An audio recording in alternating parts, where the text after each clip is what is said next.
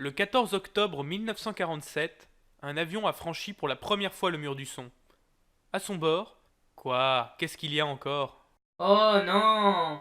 Tu vas encore nous parler d'un inventeur que personne connaît. Eh bien, si tu veux, tu n'as qu'à choisir de qui on va parler aujourd'hui. D'accord. Je veux que tu parles de Superman. De Superman? Eh ben, ça promet d'être très scientifique tout ça.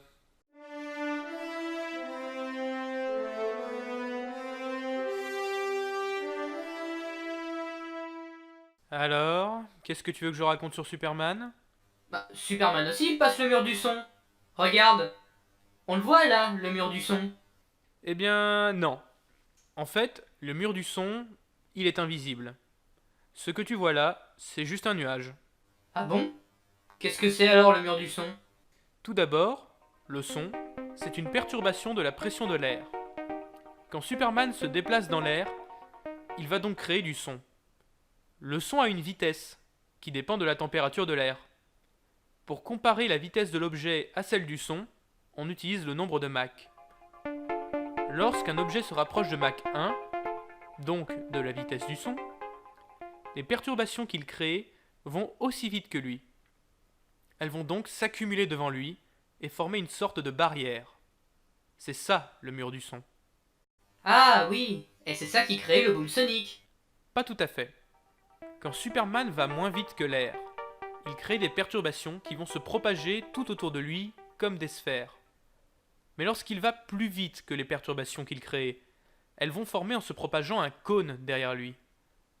On l'appelle le cône de Mach, et il faut absolument être dans ce cône pour entendre l'avion. C'est comme ça qu'un avion de chasse peut arriver quelque part sans être entendu. Donc ce gros nuage en forme de bouclier, il est provoqué par quoi? L'onde de choc? Pas vraiment. Lorsque l'air arrive sur Superman, qui vole en supersonique, il va d'abord accélérer, dépasser la vitesse du son, puis ralentir et redevenir plus lent que le son.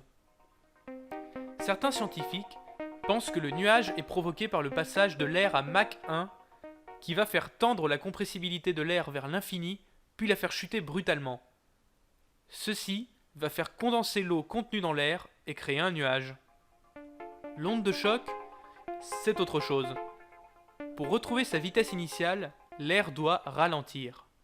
Mais la transformation qui permet de passer de supersonique à une vitesse plus faible nécessite un fort dégagement d'énergie.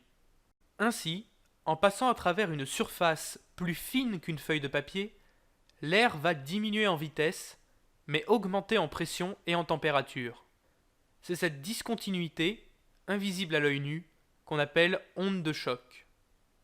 Eh ben voilà, tu vois que c'était scientifique. La semaine prochaine, on parle d'Iron Man? Non.